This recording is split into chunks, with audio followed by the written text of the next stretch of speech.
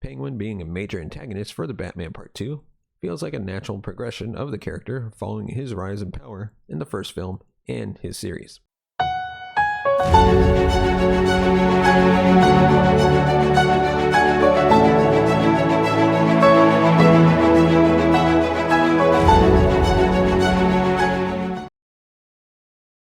Welcome to today's episode of the Cinema Gold Show. I'm your host, Larry Lease. Today we're breaking down the latest box office numbers and headlines from around the industry. But of course, before we do that, go hit that subscribe button down below. Give us a thumbs up if you like our video. And give us a comment on any of the topics we've covered in the comment section below, and let's keep the conversation going. But with that, we dive into the box office numbers. And of course, with this weekend, we saw Deadpool and Wolverine land the sixth biggest opening of all time with $211 million, making it R-rated history. The Merc with the Mouth is back on the big screen, and he's a marvel. Directed by Sean Levy in close collaboration with franchise mastermind and star Ryan Reynolds, Deadpool and Wolverine opened to a record-shattering $211 million at the domestic box office, landing the sixth biggest opening of all time for any film and by far the biggest launch for an R-rated film, according to final numbers. That's up from Sunday's estimate of $205 million, the eighth biggest opening of all time. The first Deadpool was the previous R-rated record holder at $133.7 million. The movie also shattered records for an R-rated pick on a global scale, opening to $233.1 million internationally from 55 material markets for a worldwide start of $440.1 million. Premium format screens contributed 18% of the gross, led by $36.5 million in IMAX ticket sales, a July and R-rated record for the large format exhibitor. Heading into the weekend, the threequel, which returns Reynolds as Wade Wilson Deadpool, brings Hugh Jackman into the franchise as Logan and Wolverine. Was expected to open to $160 million to $175 million in North America, which were already huge numbers for a movie with the restricted rating. Among additional records domestically, the film is the top opening ever for Ryan Reynolds, Levy, and Jackman, and the fourth biggest superhero launch. It's also the biggest July opening of all time, the biggest opening of 2024 so far, and the biggest launch since Spider-Man No Way Home in December 2021. Globally, it's the biggest opening since No Way Home after passing up Avatar: The Way of the Water. Also, it pushed Marvel's MCU movies past the $30 billion mark in combined worldwide ticket sales, making it the top grossing franchise in history. That includes movies distributed by Sony, Paramount, and Universal, versus just Disney. Deadpool and Wolverine is the first R-rated movie released by Disney and puts Kevin Feige's Disney-owned Marvel on the road to recovery after a seriously rough patch. The movie's performance was fueled by strong reviews, stellar exits, and a 97% audience score on Rotten Tomatoes, the second best score ever for a Marvel film behind Sony and Marvel's Spider-Man No Way Home. The pick skewed male, or 63%, as most superhero films do. One difference in terms of demos between this and past Deadpool films was that it played to a more ethnically diverse audience, with moviegoers made up 43% of ticket buyers, followed by Latino moviegoers at 30%, Black moviegoers at 13 million, Asian moviegoers 9%, and Native Americans and others at 5%. According to weighted post-track data, in terms of key stats, the R-rated movie showed strength across all age groups, even the under-17 crowd. Overseas, China led all foreign markets with 24 million, which is a solid showing for a Hollywood film braving tough conditions at the Chinese box office. The pick came in well ahead of the previous two Deadpool films in almost all markets. The UK turned in a hefty 22.1 million, followed by Mexico with 18.7 million, Australia with 13 million, and Germany and India with 10 million each. The first Deadpool made history when opening to 133.7 million domestically in February 2016, proving that a superhero epic could draw big crowds despite the restrictive rating. Little more than 2 years later, Deadpool 2 debuted to 125.5 million. Feige's Marvel took over the irreverent Deadpool franchise when Marvel's parent company Disney swallowed up 20th Century Fox, which had rights to the X-Men universe of characters. Deadpool 3 wasn't the only headline for Disney's film empire at the box office this weekend. Pixar's Inside Out 2, R-rated biggest animated film of all time worldwide, passed up fellow Pixar title Incredibles 2 in North America to become the biggest animated film of all time domestically. with 613.4 million. Its worldwide tally is now 1.5 billion.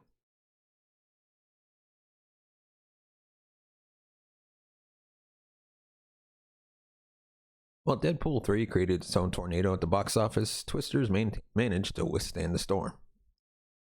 The Amblin Entertainment film fell 57% in its second weekend. The decline could have been far worse, to 36 million, for a 10-day domestic total of 155.6 million. It placed number 2 domestically. Overseas, it added another 11.1 million from 56 markets, for a foreign tally of 66.3 million and 221.9 million globally. Universal is handling domestic distribution duties, while Warner Brothers has overseas duties. Universal and Illumination's Despicable Me 4 held at third place with 14.5 million for a domestic tally of 290.9 million. It turned in another 37.6 million from 80 markets for a foreign haul of 386.7 million and 677.7 million. Inside Out 2 came in fourth, followed by Neon's Longlegs in fifth. The hit indie horror pick also made box office history, becoming Neon's biggest film ever with 58.6 million in domestic ticket sales after earning another 6.8 million this weekend. The Crown previously belonged to Neon's Oscar-winning Parasite, which grossed 53.4 million. And now on to our next topic.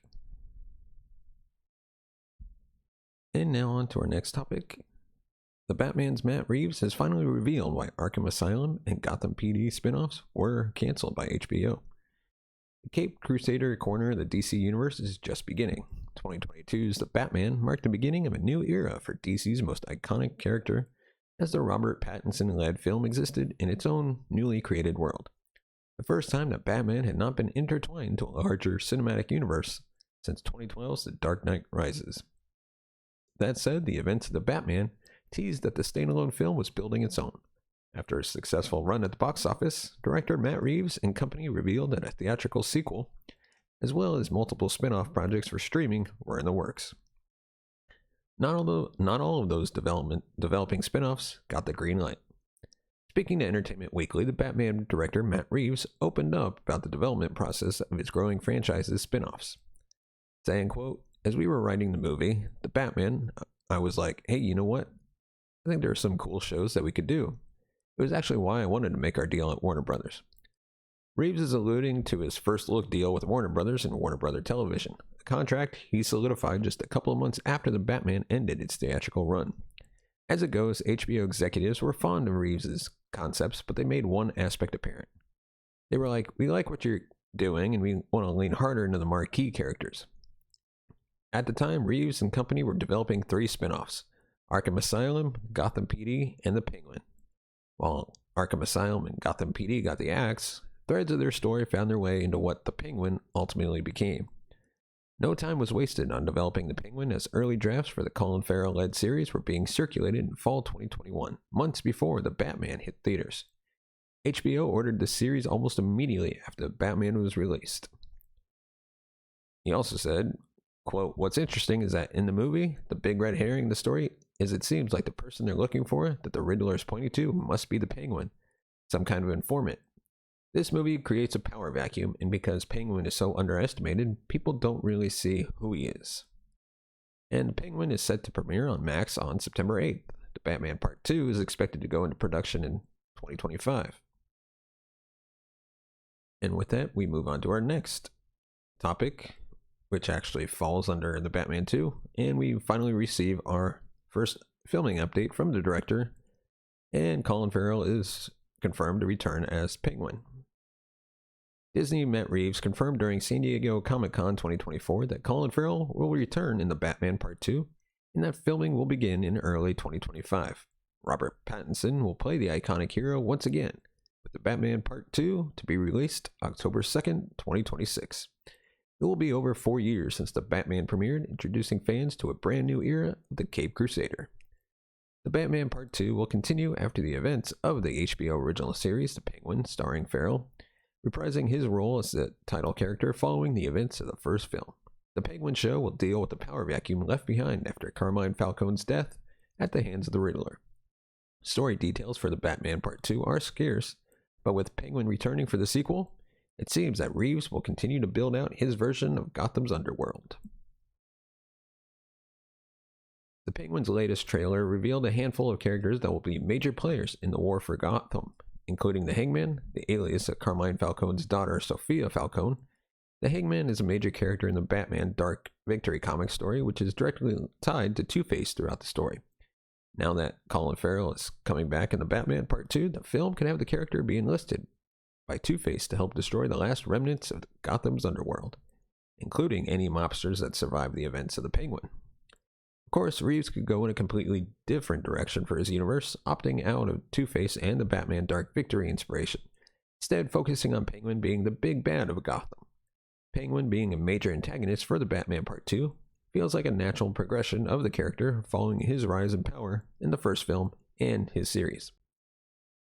This film could be the culmination of Penguin as a villain to Pattinson's Batman, setting up another power struggle that could shape the third and final installment of Reeves' Batman trilogy.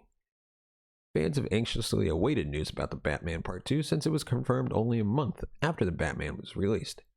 Knowing that the Batman Part 2 will begin filming in early 2025 is great, but having Colin Farrell reprise his role as Penguin again is key here, hinting at possible story directions the sequel may take.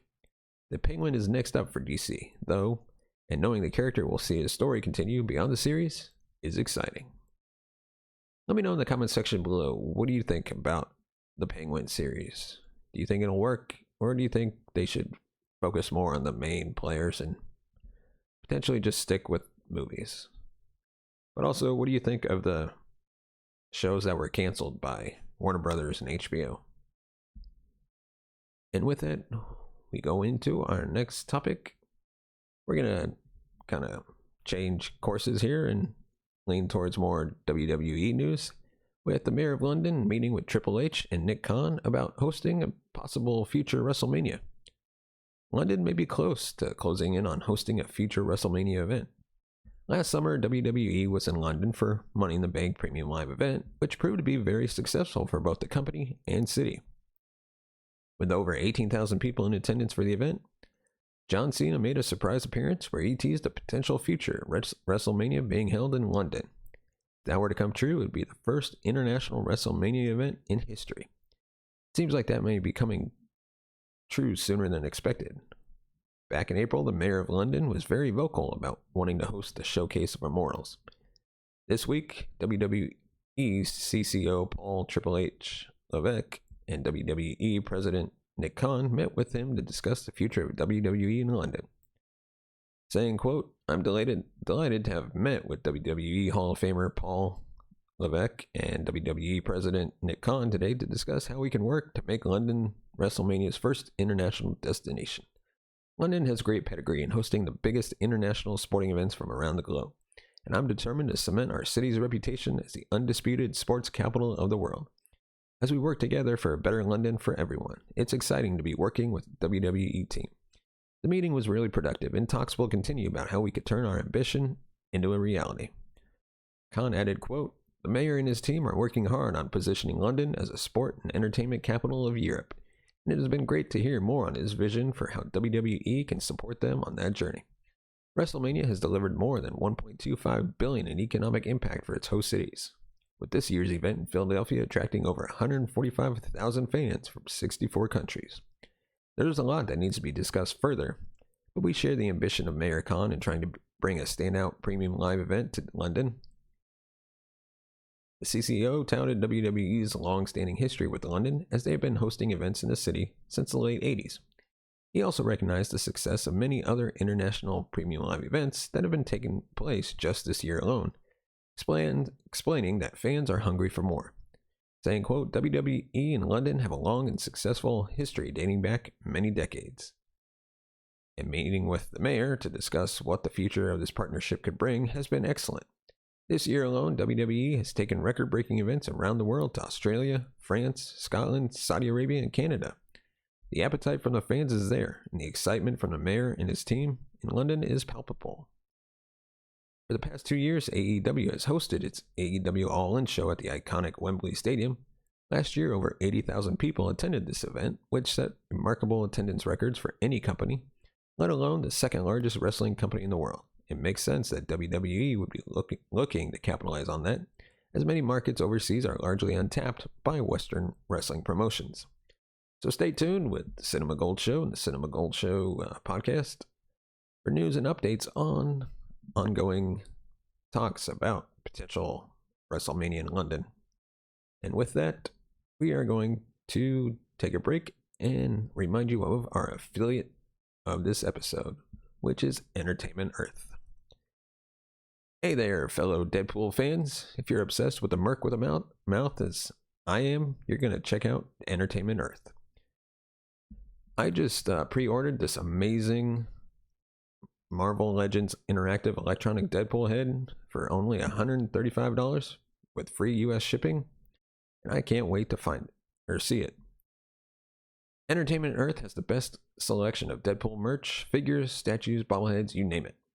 They've got everything a true Deadpool fan could want. Their exclusive items are a must-have for any collection, and they always keep their inventory fresh with the latest releases. And shopping with them is a breeze. Their site is easy to use, their shipping is fast, and their customer service is top-notch. Plus, they offer great deals and pre-orders, so I never miss out on new Deadpool goodies. So why wait? Head on over to Entertainment Earth using the link in the description and secure your first purchase. Trust me, you'll be thrilled as a Deadpool at a Chimichanga festival. Entertainment Earth, your ultimate destination for all things Deadpool. Get ready to make your collection as epic as Wade Wilson himself.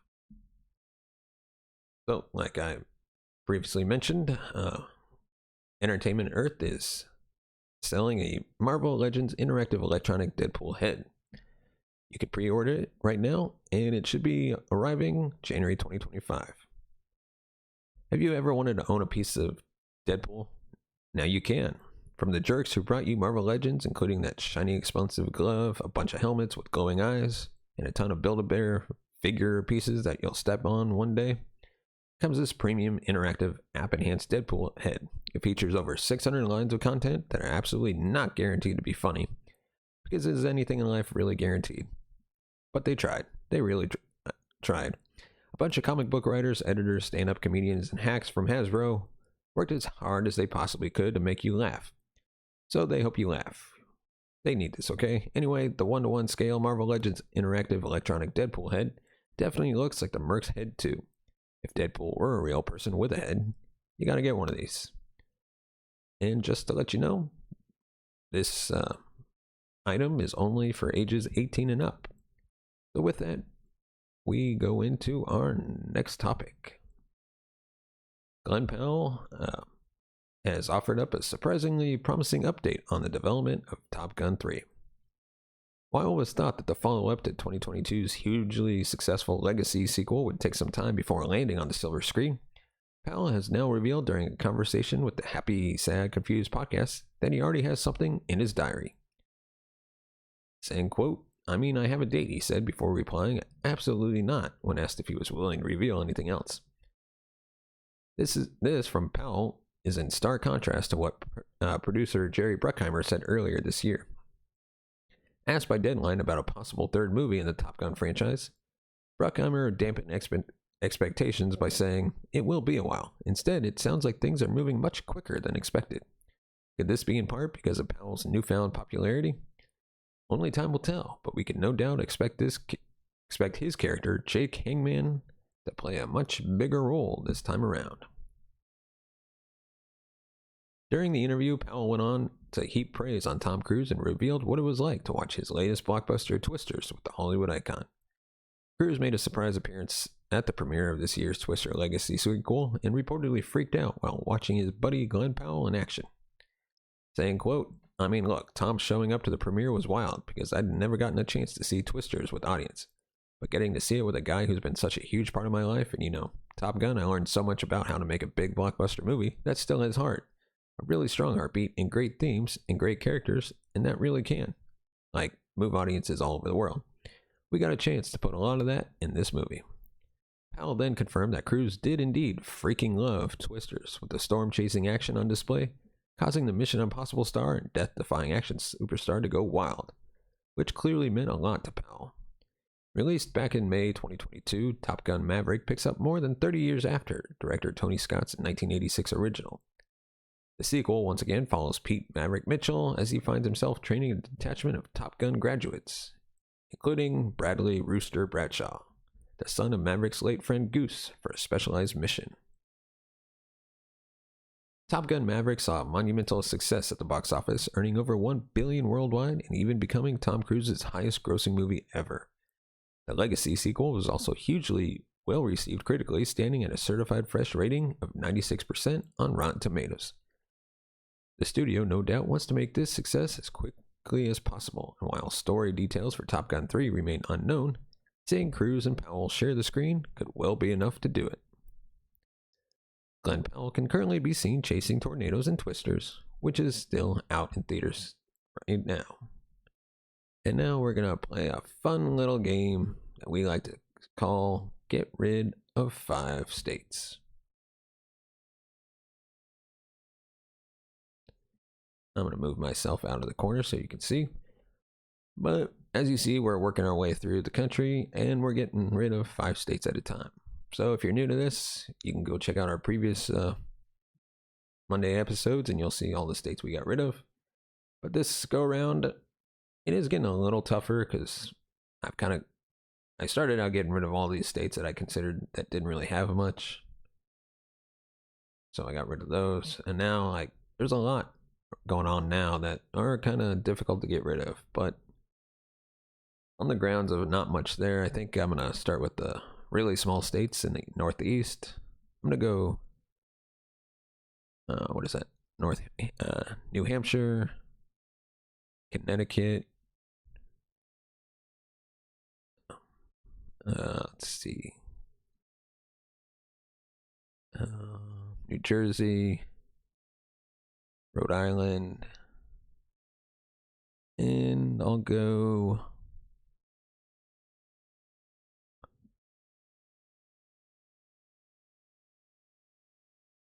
for my last one. Ooh, that's a tough one.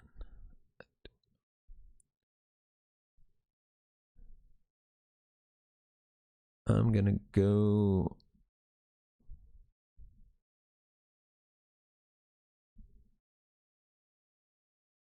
I'll go Delaware. Let me know your comments in the comment section below. What states would you get rid of this go round? And now on to our next topic.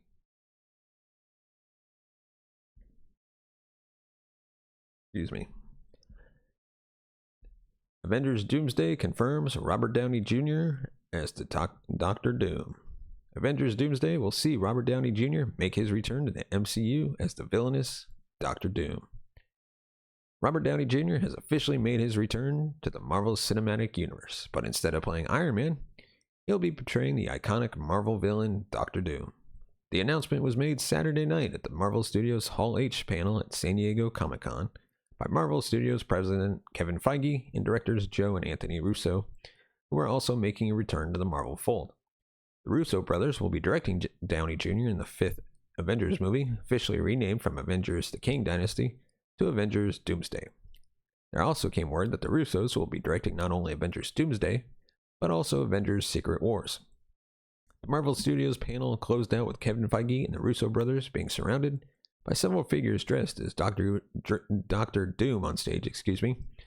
Joe Russo stated that they needed, quote, the greatest actor in the world to play Doctor Doom. As the rest of the Dooms moved aside, one lone figure stepped forward, took off his hood and helmet, with the crowd cheering once they saw it was Robert Downey Jr. Earlier this month, insider Jeff Snyder revealed that he'd heard Downey could play a multiversal version of Doctor Doom in one of the next 2 projects. Saying, quote, speaking of Doctor Doom, there's still no word yet about his casting in Fantastic Four, as insiders denied my inquiry about Robert Downey Jr., who I was told might come back as an alternate universe Tony Stark who becomes Doctor Doom instead of Iron Man. It seems far-fetched, yes, but I figured that if there is any hope of Downey coming back, there'd have to be a new wrinkle for him to play. So for now, we continue to wait. If Robert Downey Jr. is playing an evil version of Tony Stark from the multiverse, it would be similar to how Doctor Doom took on the mantle of the infamous Iron Man in the comics. Infamous Iron Man launched as a part of All New, All Different Marvel in 2016 from Brian Michael Bendis and Alex Maleev. The series follows Victor Von Doom as he gets his hand on Stark Tech, turning himself into his own Latvian version of the invincible Iron Man. Instead of donning the scarlet and gold armor, however, Doom's take on the technology is a sheer silver, complete with green accents and his iconic green hood. Let me know in the comment section below if you're happy to see Robert Downey Jr. return, but this time as a villain. And now we're going to dive a little deeper in Avengers Doomsday and take a look at the pros and cons of the Russo brothers coming back. So the biggest question of all, honestly, is can the directors of some of Marvel's greatest movies bring back that Avengers magic that we once had? From 2014 to 2019, starting with Captain America the Winter Soldier and ending with Avengers Endgame, Marvel Studios and the Marvel Cinematic Universe went on a run of massively successful films that dominated pop culture on a global scale. It truly represented the absolute peak of the superheroes genre, reach, and power, and certainly its popularity. Four of the biggest and best movies during that stretch, including the aforementioned The Winter Soldier and Endgame, were also directed by the same guys, Anthony and Joe Russo. Marvel Studios head Kevin Feige saw something in the Russos' pitch for The Winter Soldier, which they envisioned as a paranoid political thriller that overrode any concerns that they were basically TV directors with a handful of small, poorly received features to their names. Feige's bet paid off as the Russos went from The Winter Soldier to the even more expansive Captain America's Civil War, an Avengers movie in all but name, and then two truly titanic Avengers sequels, which spanned literally all of time and space and brought nearly every live-action MCU character together in the conclusion to a narrative 10 years in the making. Now, 5 years after bidding farewell to Marvel with Endgame, the Russos are officially coming back to helm Avengers Doomsday and Avengers Secret Wars. And like we mentioned, coming back with them is Robert Downey Jr., trading in his Iron Man gear for Dr. Doom's armor and hood. Can the Russos, recapture the same magical formula that powered their four previous MCU films to unmatched heights of acclaim, success, and cultural impact? Will they, the actors, the executives, and the craftspeople at Marvel, be able to channel the same dynamic that made those earlier movies so beloved and genuinely terrific? Much has changed for Marvel in the world since 2019. The post-Endgame MCU has struggled with declining box office, fan enthusiasm, critical notices, and frankly, narrative cohesion, like the con that drove the Infinity Saga. The Russos have had their own struggles as well. Yes, Deadpool and Wolverine is a massive hit out of the box, but the fate of upcoming films and the overall arc of what has been called the multiverse saga remains frustratingly unclear.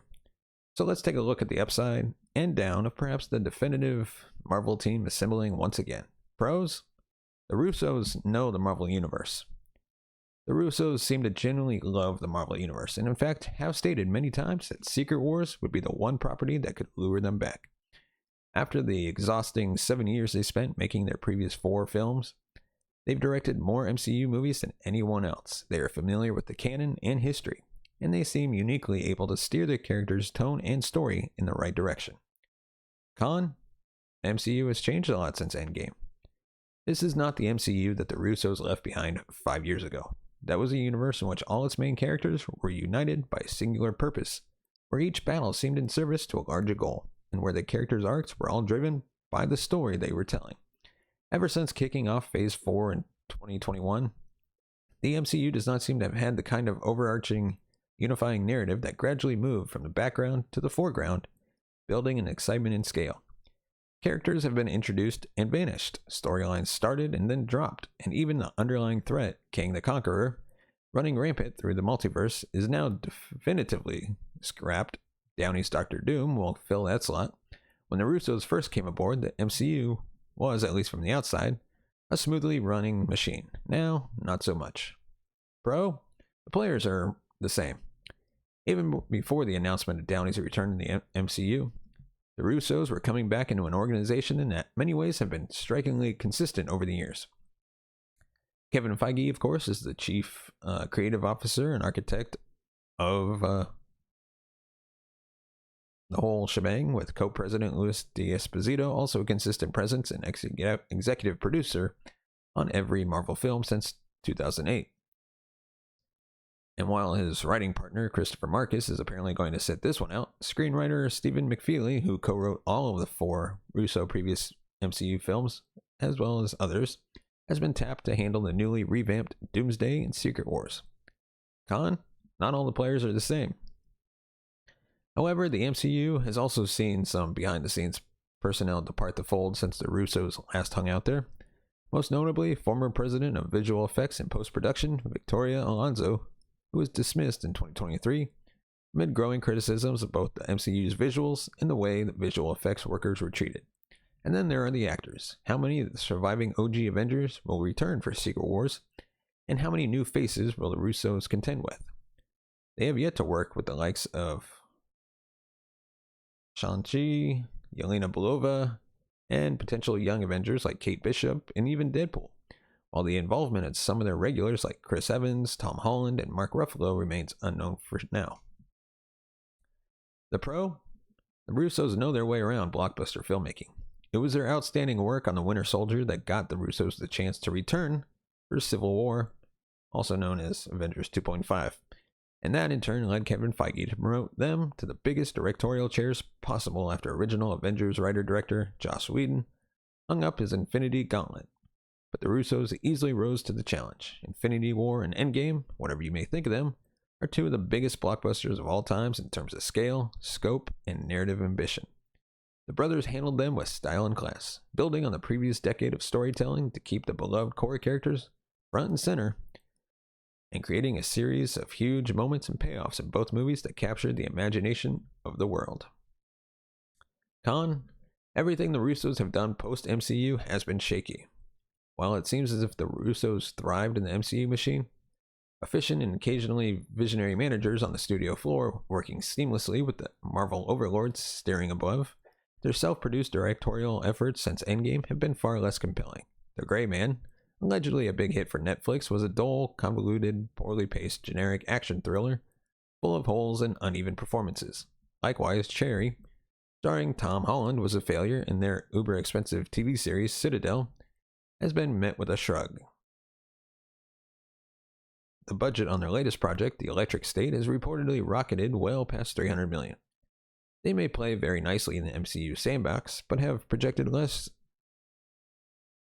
absurdity and even a need for supervision on their own. Pro? These directors know how to handle a massive cast. However many new Avengers or old favorites, for that matter, the Russos will have at their disposal, it'll be a lot. The duo have proven their abilities to handle an enormous ensemble and give most of them at least a moment or two to individually shine. Part of that certainly goes back to the work by Marcus and McFeely, whose efforts on those previous movies are severely underrated. So it will presumably also be good to have at least McFeely back, but the brothers also managed to get superb performances out of their stars, particularly Downey, Evans, Josh Brolin as Thanos, and Chris Hemsworth's Thor. The Thor of Infinity War is my favorite. So, and final con, will the next 2 Avenger movies try too hard to top Endgame?